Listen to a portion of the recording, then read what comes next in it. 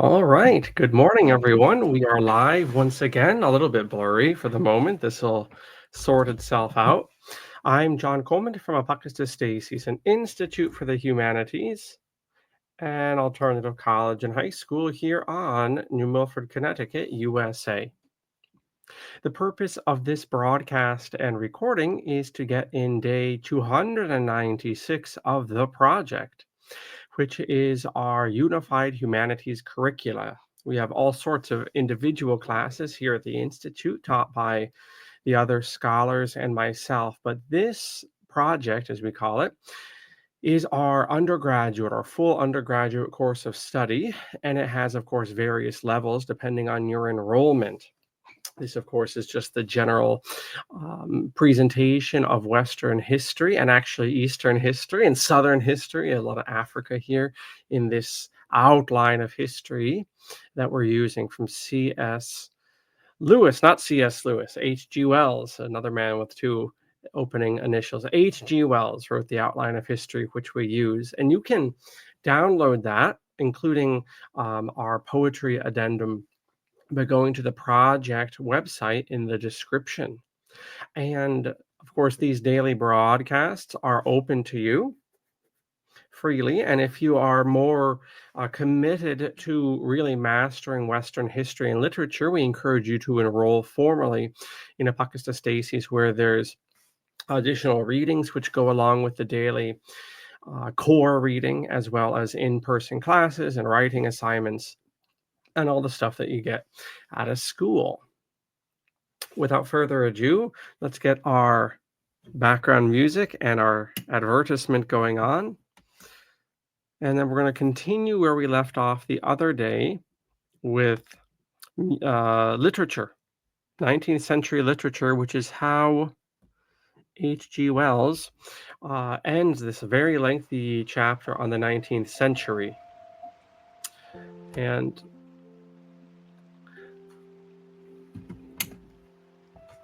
overshadowing all of this is the First World War, which is how he ends the very chapter just mentioned. We began, especially this literature section, looking at the First World War, kind of orienting ourselves towards that. And if you really want to deep dive in this, and I'll revisit this text again, and I'll revisit this reference again, then what you need to do is go to your library and rent Paul Fussell's Great War and Modern Memory, which is an in-depth look at not just the literature of the First World War, but the literary ethos of the Great War. And he really does a fine job in the early chapters of building that up. As far as our advertisement concerning Apocatastasis is, we have so much going on at the Institute, most of which is front-loaded on our main page, as well as our subpages.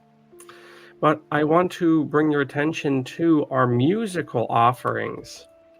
And we have, in this instance, Miss Angela Malik, and she is available for all sorts of musical consultations and training and tutoring. Angela, of course, has a huge and deep background in musical studies as well as performances. And so there's none better to get you and I up to speed on the rigorous study and implementation of music in our lives than herself. And so on our site, and also she has a sub-site on the page up top, the upper right. Let's go to our class collaborations, and sacred music is what you'll click on. But Angela is good for everything from just learning chant notation to getting into a play or training for a play or a musical, or getting up to snuff for your school band or some musical project at a club in town, whatever the case may be. So do consider that, and then contact us if you're so inclined. And thus is today's Apocatastasis advertisement. We're looking at literature in the 19th century, I suspect this is an AI composition, and a good composition it is at that. It's always fun to play around with the AI. I want to move now to our opening poem. I mean, I could have chopped it up all sorts of ways, but the way I like to do it is with one of the great poems of that time, just a representative piece. So many representative pieces. This is the Charge of the Light Brigade. And of course, this is by Alfred Tennyson. Alfred Lord Tennyson, or Lord Alfred Tennyson. I don't know how they do it over with the British peers and all this. But anyhow, one of the great Victorian poets, maybe the great Victorian poet. We begin, of course, dealing with, if you're not familiar, the Charge of the Light Brigade deals with a military maneuver, a charge, of a cavalry unit in the Crimean War up a peninsula. And they were hacked to pieces, but my goodness, wasn't it glorious. Very 19th century to do a kind of a last stand in the face of hopeless odds. Here we go. Half a league, half a league, half a league onward, all in the valley of death rode the 600. Forward the light brigade, charge for the guns, he said. Into the valley of death rode the 600. Forward the light brigade, was there a man dismayed? Not though the soldier knew someone had blundered. Theirs not to make reply, theirs not to reason why, theirs but to do and die. Into the valley of death rode the 600. Cannon to the right of them, cannon to the left of them, cannon in front of them, volleyed and thundered, stormed at with shot and shell, boldly they rode and well. Into the jaws of death, into the mouth of hell rode the 600. Flashed all their sabers bare, flashed as they turned in air, sabering the gunners there, charging an army while all the world wondered, plunged in the battery smoke, right through the line they broke, Cossack and Russian, reeled from the saber stroke, shattered and sundered, and then they rode back, but not the 600.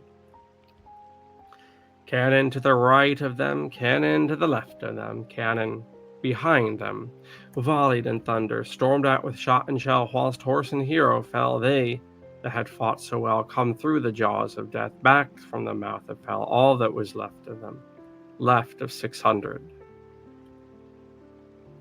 When can their glory fade? Oh, the wild charge they made, all the world wondered. Honor the charge they made, honor the light brigade, noble 600. So again, that's Tennyson's Charge of the Light Brigade. Okay, now we will change the camera and continue here looking at especially American literature, which is coming into its fore, coming to its own at this very time. And I think in the new setup here on StreamYard, I can just change it without opening up the box. Let's see if this works. Okay, that's convenient. Saves a bit of time there. All right. Now, of course, it's a great tragedy of America in my reading that I'm speaking on top of Connecticut, which is a state in America, that we're just coming into our stride civilizationally when it was destroyed, or deconstructed is a better term. I'll talk about this in the future as we get into the 20th century, but I really don't consider there being an American culture after the First World War until today. It's all been farmed out, shall we say, to other interests. It's not a true people ground up culture. It's a market product. And really has been since the 19-teens, 1920s. Of course, that has to do to the rise a lot of telephonic media, especially visual media, films and television, internet now. All right. So there's a mention of drama There's all sorts of time spent on British letters, French drama. We see in this section here, if I can find my pointer, here we go. All right, so French drama was neat but empty. We noticed that before, as Wells has invited us to consider that in France, going back to Louis XIV, with the Académie Française, the French language and French expressions of language and art were heavily circumscribed and regulated. Even to this very day, the French language is regulated by the state. In England, that was not the case, and in the English-speaking world, that has since not proven to be the case, which has hangnails, which is why it's very hard to reform spelling, for instance, which was tried in America at about the time of the turn of the last century by Teddy Roosevelt, believe it or not, but that never got off the ground. There's something in the Anglo-Saxon world, or in the Anglo-Saxon speaker, that revolts against the regulation of language. Everything else you can regulate, but for some reason, language is outside the ken of the state. Not so for the French. All right, so there's a mention of Norwegian stuff as well. But again, we want to look at the American contribution, and Wells does have a fat old paragraph given to this. So let's read it and then break it down. When we turn to the development of American literature, we must distinguish between two sharply contrasted phases. The phase of European predominance, both English and French, and the phase of release. Now, phase is a word that's interesting from natural science. A tadpole will go through phases. We can see this time of year of this broadcast. The egg turns into the larvae, and you can see the phases leading up to the frog, and we see phases of a butterfly and so forth. So, animals that have phases, humans have phases too, I should think. They are inherently what they are, even in embryo, a seed as well. It's all there, but it takes time to unspool.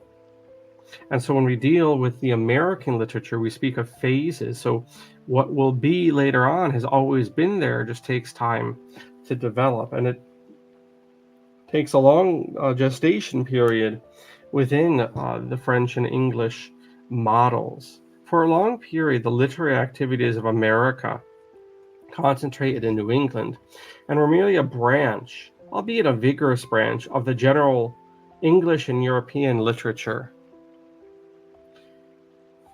It centered in Boston. The writers of this first phase talked a lot about the Declaration of Independence, but so far as form and method went, they did not seem to realize that it had happened.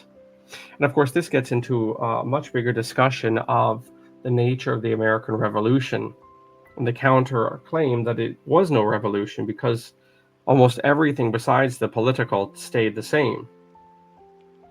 And that was certainly the case well into the 19th century of American letters. It was very much, as Wells points out, on the English model, in particular the French.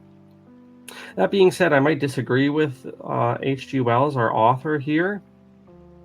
I would say that he places too much of an emphasis on the similarity at this time of American authors to European, because there was really in the mid-19th century a desire, very conscious desire in New England, of all places, to break with European literature and to form a truly American literature and a distinctly American written art. And you can see the fireside poets as part of that. You can see all those authors centered around not so much Boston, but down the road about 15 miles in Concord. A lot of them are buried, as I mentioned, in the cemetery there. I think it's Salem Cemetery, up on Author's Ridge. Right? And who are those authors? Bronson, Alcott Bronson, Louisa May Alcott. Of course, we've heard of her sisters. Emerson is there. Thoreau is there with his brother. They're all up on one area there of the cemetery on a rise. America had its distinctive taste. It was quicker to take up Carlyle than England was. It sounded a note of its own essays and Emerson, right? I mean, those essays. You can start with Representative Men. Those are kind of Emerson's biographies. Emerson, a unique thinker in the true sense of the word, and a man very much of his convictions and suffered a lot for them. He was an early transcendentalist. He had got in for a little bit logically from Protestantism to Unitarianism, which is a very interesting chapter in New England history. And in fact, the logical conclusion or the logical development of the Reformation. And there's something to be said of the American character that it does take the Reformation to its logical conclusion of Unitarianism. Nevertheless, Emerson was very much a questing soul and a mystical soul. And bread and butter Unitarianism was not quite enough, however logical, was not quite enough to sate his soul. And so he ended up kind of forming this whole transcendentalist group, very much influenced by German idealism and German spirituality of the time. But Longfellow was merely an English poet who happened to have been born in America and who wrote about American themes. But even Longfellow, just to provide a counter to this, even Longfellow tried to make an American classic, Evangeline. Largely forgotten now, but worth reading. Poe, not forgotten and still worth reading, was less English than European in his methods, and Hawthorne showed a touch of the self-conscious Teutonic glamour.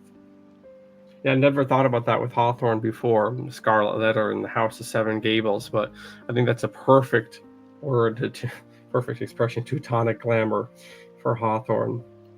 We have W.D. Howells, again, wrote a series of fine, austere novels in a manner that would put him beside Thomas Hardy under the French school in general classification of this novel. Henry James was an American who wrote neither like an Englishman nor an American, but like an American as he was, transplanted to European conditions. You should read The Turn of the Screw when it comes to be Halloween time. His scene was always European. His favorite theme was a clash of naive Americans with the complexities of older civilizations. And then, drum roll please, perhaps the most essentially American of all 19th century writers was Mark Twain. Signs of the appearance of an independent American literature could have been observed well before the outbreak of the First World War, but it was not till after the war that American writing exploded, as it were, into full development. To describe this, there is no room here. Indeed, the effort to carry the story of literature up to 1914 has begun to result in little more than a catalog of names. Now, let me get my notes that I took for this chapter, and we'll go from there.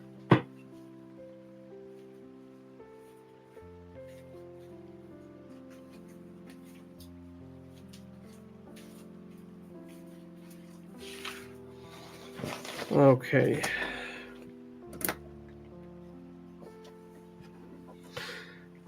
Okay, I will end the screen share here. How do I do this? Hit this button. And, there's a few things I'd like to develop as I switch the camera. And I want to do a quick check on the background music. Should be sufficiently calming. Are you calm? All right. And there we go. Okay. So a few other points that Wells brings up in this chapter here. The aspect of class that we see, and so I'm looking at my notes, which is why I'm looking down. Right. Yes. All right. So you do have a change in the 19th century of living conditions, especially with the clock, the ubiquitous clock that's everywhere. And that changes living patterns as well, where you have long blocks of uh, labor and maybe not quite so long blocks of leisure. And often that labor is going to take place now in the 19th century with the Industrial Revolution outside of your home. And so, one of the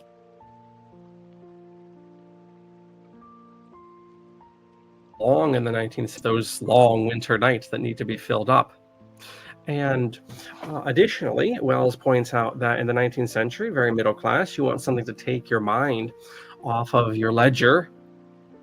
And so you have the costume novel, or the novel written for fun, the beach reading, so to speak. Not everything is heady philosophy and history and all this jazz. And so you have lighter material. In fact, it was so light that you can find some significant personages in the 19th century who refused to read fictional literature.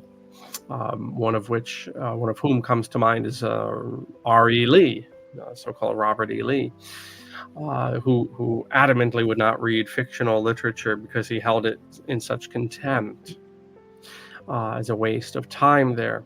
But in any case, you have a lot of other people with different conclusions and are very happy to keep the costume novel going. Something else that H.G. Wells notices in 19th century literature for us is the increasing ease that the middle class authors are having talking about political subjects and religious subjects in their texts. And so that shows, I suppose, a democratization of those areas of human life, and also a questioning of them. I imagine most people only have a superficial understanding of the 19th century, and we tend to, chalk it up as being a rather stuffy and very hidebound time. In fact, everything was bubbling. Everything was bubbling, and you can see that in writings such as what we see from Dickens, or for that matter, Emerson, where there's a lot of things that are being questioned. Some of the more rarefied theological journals and stuff, the trade journals, you can see a lot of questions are there. Certainly, and dare we forget Darwin's Origin of Species. The literature of the 19th century is not all costume novels by any stretch of the imagination. So that's worth considering there. And then Mark Twain is also mentioned, and he, without any disagreement, would be the quintessential American author, not just of the 19th century, but probably to date. You can say kind of more Cooper in the 18th century, Twain certainly the 19th century, okay, Hemingway maybe in the 20th century. But if you had to pick up between all of American literature as a distinct thing, I don't think people would really have much of a disagreement with Twain, whether that's the use of the twang, the patois, the Southern patois, and the use of kind of accented words and Cockney English, so to speak. Cockney American English, or the settings of his story, or the themes, especially the unique aspect of the themes of Twain's stories, whether that's time travel or coming of age, Bildungsroman, which is an old expression for that, the coming of age novel with Huck Finn and Tom Sawyer, biography with, of all people, Joan of Arc. And of course, humorous pieces such as the Siamese twins, which I think we can end on here. Let me pull up Twain's Siamese twins as an example of American writing and also the humor of Twain. Some people say that Mark Twain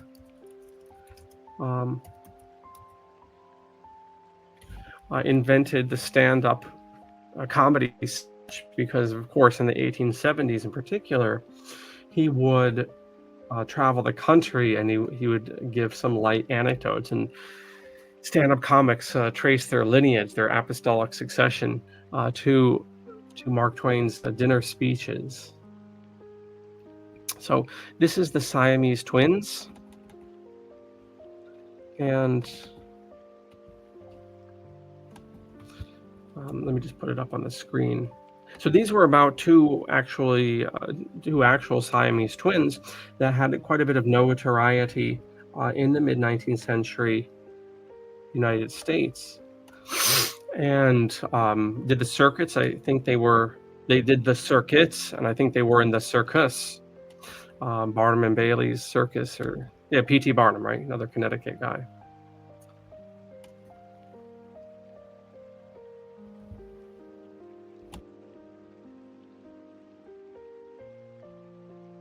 Mm,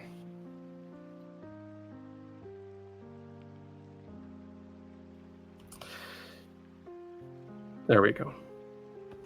The Siamese Twins by Mark Twain, written about 1868. I do not wish to write of the personal habits of these strange creatures solely, but also of certain curious details of various kinds concerning them, which, belonging only to their private life, have never crept into print. Knowing the twins intimately, by the way, this is all tongue in cheek, so you should pay attention to things like you have to keep in mind that these guys are joined physically, are joined together for life. So you have to understand that to understand the humor of this piece. Knowing the twins intimately, I feel that I am peculiarly well qualified for the task I've taken upon myself.